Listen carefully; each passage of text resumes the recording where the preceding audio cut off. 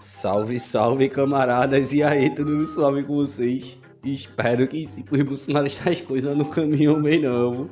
Polícia Federal, eu pedi iniciamento de 35, meu velho, aquele bagulho lá da BIM paralela. Tá de brincadeira, é? A PF tá não, velho. Aí, enfim, vou trazer aqui depoimento no caso lá do bagulho da trama golpista e tal. Os testemunhas de Augusto Heleno e é o cara da ABI. Se inscreve no canal, deixa like, comenta alguma coisa pra ajudar nesses negócios de engajamento. Pode ser qualquer coisa mesmo. Na dúvida, deixa aquele bom e velho sem anistia pra golpista. E se puder fortalecer com o Pix também ajude filosofiamarginal@gmail.com, pode ser com qualquer valor. E sem mais delongas, bora logo pro vídeo. Sem anistia para golpista e sem saída também, viu, papai? Começaremos pela testemunha Christian Schneider, a pedido do Dr. Matheus Milanês. A testemunha pode ingressar já, por favor. Boa Boa, tarde, Excelência. boa tarde, senhor Christian Schneider. Agradeço, em nome da Justiça, a colaboração de Vossa Senhoria. Que horas são aí já? 8h05 da noite. Então ainda não é tão tarde, então vamos começar pelo senhor. O senhor já foi devidamente qualificado, nome, idade, profissão, endereço. Eu indago ao senhor se tem algum parentesco com as partes ou qual a relação, alguma relação específica com as partes. Não, senhor, não tenho nenhum parentesco com nenhuma das partes de todo o processo. A única relação que eu tenho é por ser filho de militar, né? Na verdade, meu pai era coronel do Exército, então conheço grande parte deles. Dos militares. Agradeço o testemunha. Também, assim como é dever fazer em relação a todas as testemunhas, Vossa Senhoria tem o compromisso de dizer a verdade, sob pena do crime de falso testemunho do artigo 342 do Código Penal. E passo, desde já, a palavra ao advogado da defesa do réu Augusto Heleno Ribeiro Pereira, o doutor Matheus Milanês, para sua inquirição. Muito obrigado, Excelência. Crítico, eu ia falar boa tarde, mas boa noite. O senhor chegou a trabalhar com o general Heleno? Sim, durante o período. Eu sou de carreira, eu sou oficial de inteligência da Agência Brasileira de Inteligência, e durante os anos de 2019 até o ano de 2022, eu tive a oportunidade de trabalhar com o general Heleno, não de forma direta, mas quando retornei para a BIM, pois no primeiro momento do governo anterior, eu era assessor especial da ministra Tereza Cristina, no Ministério da Agricultura, e quando retornei à BIM, eu ocupei o cargo de novembro de 2021 a julho de 2022, o cargo de coordenador geral de relações institucionais e comunicação social da BIM. E foi nesse momento onde eu tive a oportunidade de trabalhar mais próximo ou sob a vinculação da BIM ao GSI com o ministro Heleno. Perfeito. O senhor sabe me dizer quais eram as atribuições desse cargo? O meu cargo ele fazia exatamente todo o relacionamento da instituição, da Agência Brasileira de Inteligência, com os poderes constituídos, mormente ou mais próximo o Poder Executivo, todos os seus ministérios, né? E também junto ao Poder Legislativo, e quando fosse necessário também ao Poder Judiciário, e também era responsável pela comunicação social da agência. E a gente tinha uma vinculação à assessoria parlamentar e de comunicação social, eram duas diferentes, do Gabinete de Segurança Institucional da Presidência da República. Perfeito. Você chegou a participar de alguma reunião na qual foi abordado alguma minuta de estado de exceção? Não, O nenhuma. general Heleno chegou a mostrar para o senhor ou mesmo enviar alguma minuta e meio texto sobre o assunto estado de exceção? De jeito, maneira, nenhuma vez. Alguma vez o general Heleno comentou com o senhor ou mesmo tocou no assunto de ter participado de uma suposta instituição de estado de exceção? Não, nenhuma vez. O general Heleno alguma vez informou o senhor que teria participado de alguma reunião na qual foi abordado o tema estado de exceção? Não. nenhuma. O senhor sabe informar se o general Heleno manteve pessoas que eram de gestões anteriores no GSI, como, por exemplo, o presidente Temer, presidente Dilma? Sim, inclusive o chefe de gabinete, por exemplo, do ministro do GSI à época, o comandante Mari Guerra Ibsen, era chefe de gabinete, por exemplo, do general Etchegóin, quando ministro do GSI. Por exemplo, a assessoria parlamentar do GSI, quase toda ela composta, na época, pelo coronel Moura Alves, o coronel Valmor Bulhover, e vários outros trabalharam já na presidência em governos anteriores, inclusive, né, tendo inclusive inclusive dentro de governos anteriores do PT, inclusive. E eu não era do governo anterior, mas eu trabalhei meus 30 anos de serviço público, eu trabalhei desde Fernando Henrique em vários momentos na presidência da República, inclusive nos governos do Partido dos Trabalhadores. Perfeito. Por conta do cargo que o senhor ocupava, o senhor saberia nos informar se Alexandre Ramagem tinha agenda somente com o presidente Bolsonaro, sem a presença do general Heleno? Com certeza tinha. A minha função como coordenador geral, especificamente Relações Institucionais e Comunicação Social, eu fazia parte do gabinete, da chefia de gabinete da Direção-Geral da Agência Brasileira de Inteligência. O diretor Ramagem, ele normalmente tinha um despacho semanal, ordinário, que ocorria ou segunda-feira à tarde ou terça pela manhã, com o ministro-chefe do GSI, no caso, general Heleno, mas ele possuía uma sala no segundo andar do Palácio Planalto, onde passava grande parte da semana despachando diretamente no Palácio Planalto e por diversas vezes, dentro da sua agenda ou não na sua agenda constante, ele tinha reuniões com o presidente da República, muitas vezes sem a ciência do GSI. Perfeito. Eu vou para um outro campo aqui agora. O senhor sabe dizer se houve um projeto estratégico da ABIN no ano de 2022 para acompanhamento do processo eleitoral? Sim, houve.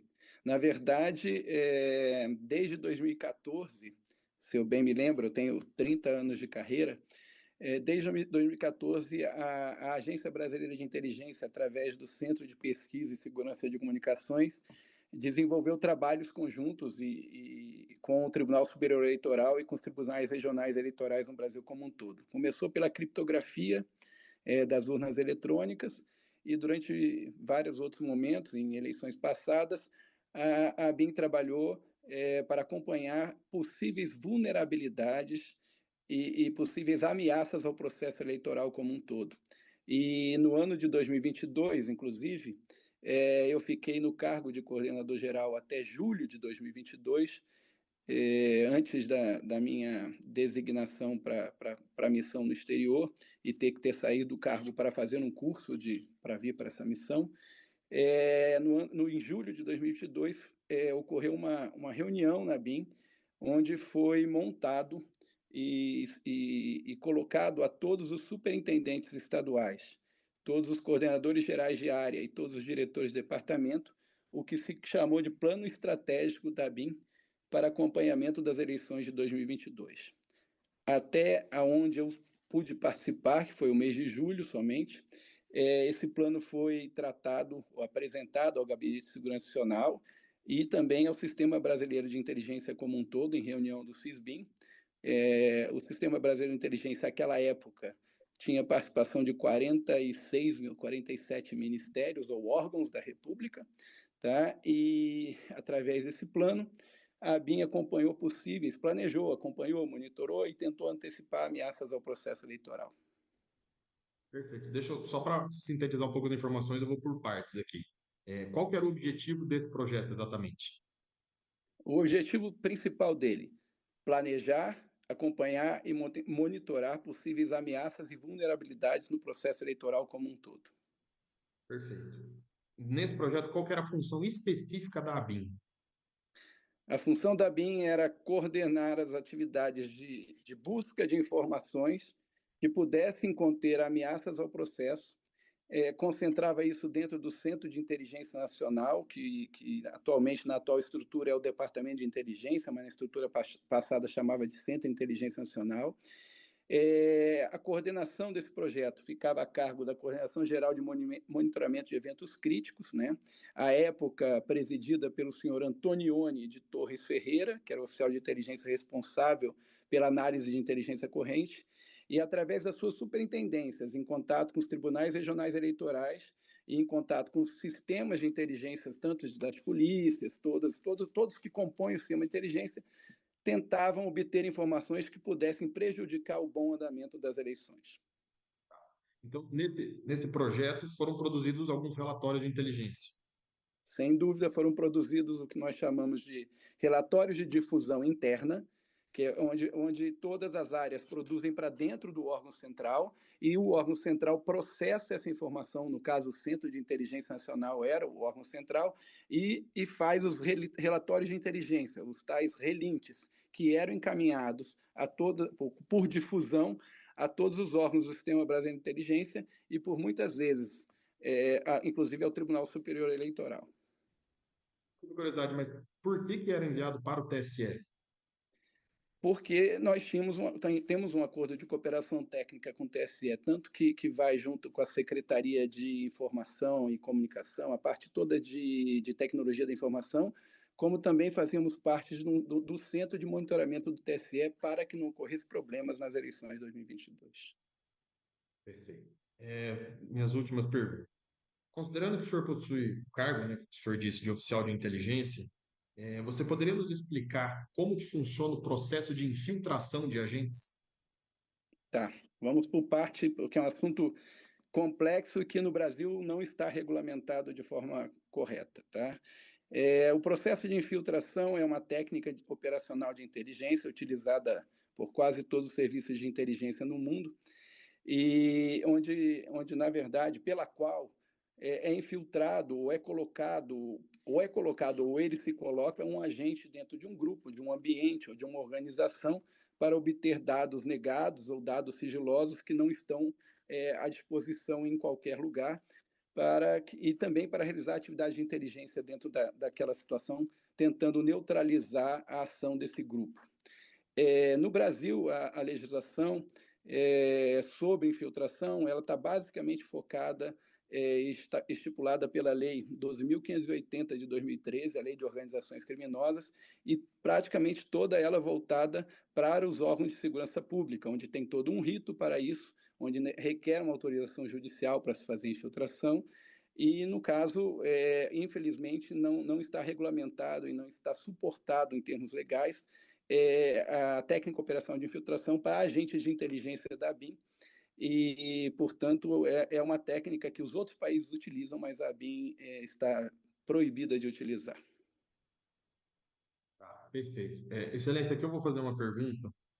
Em outras palavras, meu velho, para fazer o que o general não estava falando, tinha que ser por meio ilegal de qualquer forma. As perguntas é como se essa galera respeitasse as leis, né? Não? É cada uma. Que envolve um pouco, de certa forma, não a opinião, mas o relevo técnico da testemunha. Então, já estou me adiantando porque isso é indispensável pela narrativa dos fatos. Eu entendo que se amolda no 213, mas Vossa Excelência tem toda a liberdade de analisar por óbvio. Sr. Christian, Procurador-Geral da República, na sua denúncia, aponta que o general Heleno teria determinado a infiltração de agentes na campanha eleitoral do ano de 2022, com base numa fala numa reunião ministerial no ano de 2022. Considerando que estamos em junho e julho, vamos assim dizer, 2022, a campanha se deu em outubro, é possível realizar a infiltração de agentes nesse curto espaço de tempo? Não cabe a mim interpretar a fala do general Heleno, inclusive por eu não estar na reunião. Não, a minha questão onde isso aqui é foi objetiva. tratado. Eu quero saber Sim. se, neste espaço de tempo, é possível ou não realizar o processo de infiltração de agentes. É legalmente impossível e tecnicamente impossível, porque as práticas e rotinas de que você precisa preparar para a infiltração de um agente, ela não se faz somente em 3 meses. A ABIN, inclusive, não teria hoje capacidade técnica de fazer isso, porque a gente tem uma não regulamentação do nosso artigo 9º, que é a proteção da identidade funcional, e, portanto, nós não poderíamos sequer usar um documento diferente do nosso documento real para poder se infiltrar em qualquer lugar, o que isso prejudica muito a nossa atividade. De qualquer forma, é praticamente impossível em 3 meses se fazer uma infiltração. É praticamente impossível.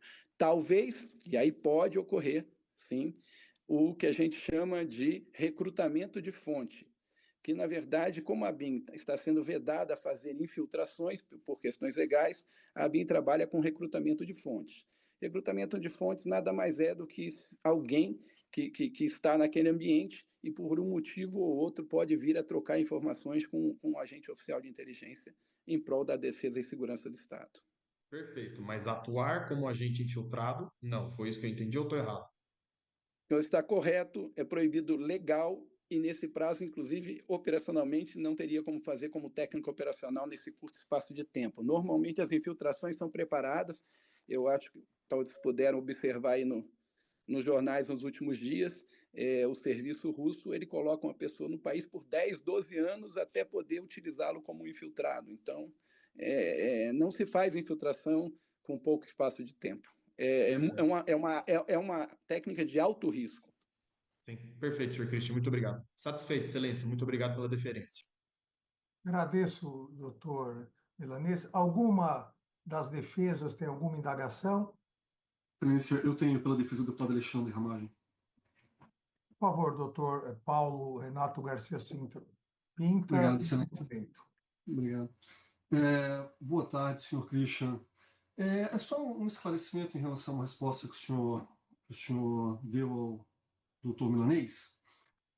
O senhor disse que o Alexandre Ramagem Rodrigues comparecia semanalmente ao Palácio do Planalto para despachar com o general Heleno, então gestor do GSI, às segundas ou terças-feiras, é correto? Exato. Ordinariamente, segundas ou terças-feiras. Sim. Para além disso, o senhor disse que ele também tinha o costume de comparecer ao Planalto para despachar diretamente com o presidente da República. Sim, ele tinha uma sala, não somente com o presidente da República. O diretor da BIM, à época, ele tinha uma sala no segundo andar do Palácio Planalto e, por vezes, ele passava as tardes despachando lá com várias pessoas, tanto do Palácio quanto da própria BIM. Então, na verdade, ele como se ele usasse um adendo ali, um anexo no Planalto para realizar as tarefas cotidianas da própria BIM. Não necessariamente com o presidente. Ele possuía um gabinete dentro do Palácio Planalto, no segundo andar, além do gabinete normal da Agência Brasileira de Inteligência no setor policial sul. Só uma última pergunta. O senhor disse que o senhor é oficial de inteligência de carreira, algumas décadas integrando a BIM, correto? Era comum que os demais diretores da Agência Brasileira de Inteligência tivessem também essa praxe de também despachar assuntos corriqueiros da BIM dentro do Palácio Planalto? Na verdade, pela minha experiência profissional, a primeira vez onde a BIM teve salas no Palácio Planalto foi no último governo, no caso do governo Bolsonaro. Nos governos anteriores isso não era prática, porque normalmente era comum que os diretores da BIM não tivessem relacionamentos diretos com o presidente. Normalmente eram indicados pelo Gabinete de Segurança Nacional e o relacionamento normalmente se dava através do ministro do Gabinete de Segurança Nacional. No caso, tanto do diretor Alexandre Ramagem, quanto do seu sucessor, o oficial de inteligência, que no caso nem diretor-geral foi, porque não foi sabatinado, foi diretor junto, o senhor Vitor Felizmino Carneiro, não foram escolhas do general Heleno, foram escolhas do presidente da República. Então, havia um outro tipo de relacionamento que não somente tão profissional, tinha contato direto com o presidente, não precisava passar pelo ministro. Entendi. Excelência, sem mais perguntas. Agradeço, doutor Paulo Renato. Alguma outra indagação da defesa? Procuradoria-Geral pretende fazer alguma inquisição? Boa tarde, ministro. Boa tarde, doutor Paulo Gonet. De Moraes, relator. Boa tarde, senhores advogados, todos presentes. O senhor Christian, o senhor disse que ficou no GSI até julho de 2022, né?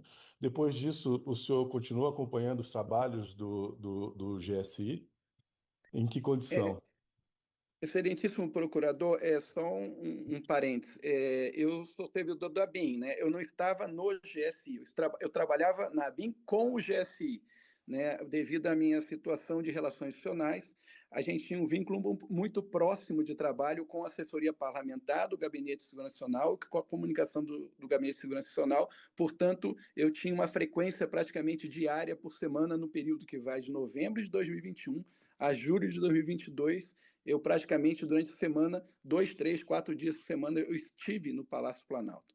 Após essa data, em agosto e setembro de 2022, como eu havia sido indicado para uma missão no exterior, nós temos um curso de formação de adidos.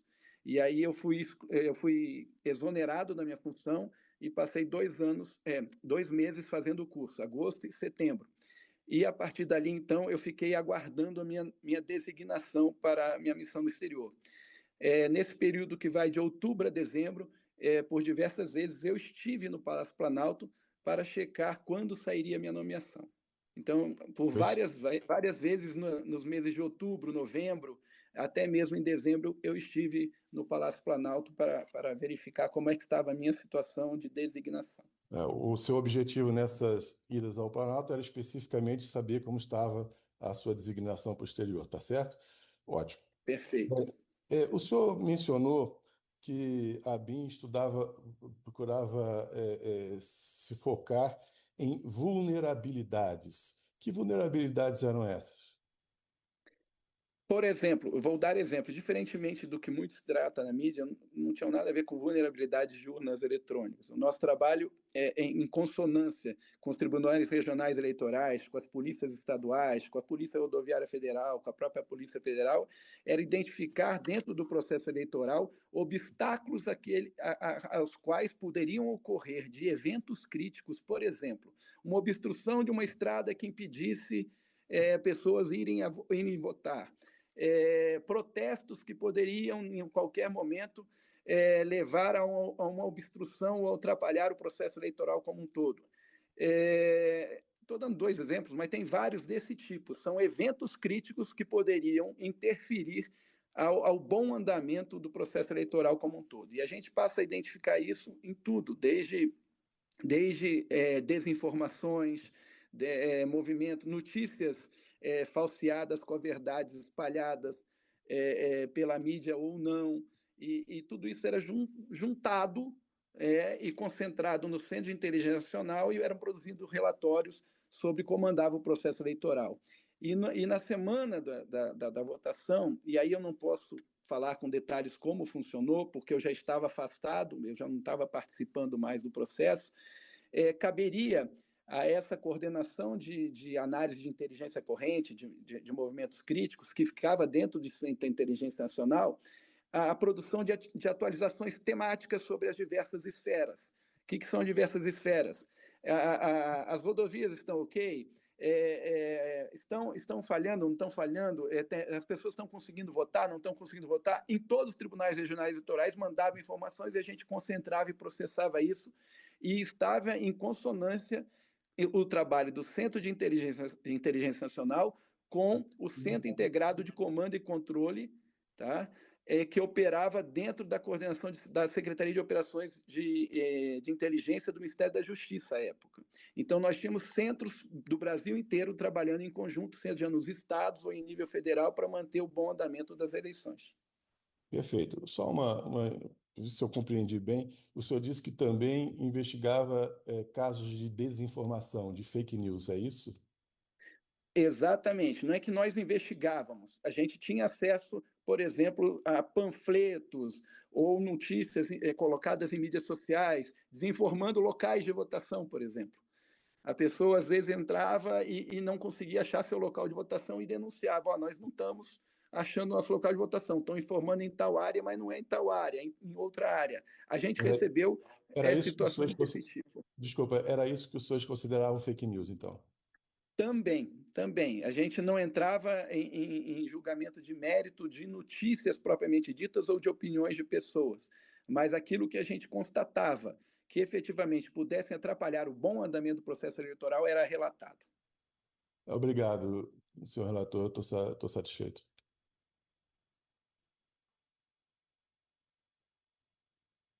Agradeço, então, a testemunha Christian Schneider. Desejo uma boa tarde, uma boa noite aí na África do Sul. E a testemunha está dispensada. Obrigado. Muito obrigado, ministro. Boa tarde para os senhores. Com licença. Ei, meu velho, na moral, tomara que o Augusto é lento. Pega uma espada vamos, velho. O bom é que ele só faz dormir, né? Vai nem talvez sofrer tanto assim, feito os outros, que não conseguem dormir, feito Bolsonaro. Para Bolsonaro é que o bagulho vai ficar ruim mesmo, porque o bicho já não consegue dormir, ainda dentro das cadeias, meu irmão pegou e voa. Enfim, eu vou encerrar já o vídeo por aqui. Obrigado a quem assistiu até o fim. Peço que se inscreva no canal se não for inscrito. Deixa like, comenta alguma coisa pra ajudar nesses negócios de engajamento. O bagulho da exame paralela foi bagulho doido. 35 indiciados, meu velho. Até Carluxo tá no meio. Tamo junto, até a próxima. Pra golpista sem anistia e sem saidinha. Papai tá ligado, né? Golpista bom. É golpista preso, meu velho. Inscreva-se, curta e compartilhe. E se possível, manda um Pix. Estou precisando muito e só o Bolsonaro que não precisa recebeu. Até a próxima!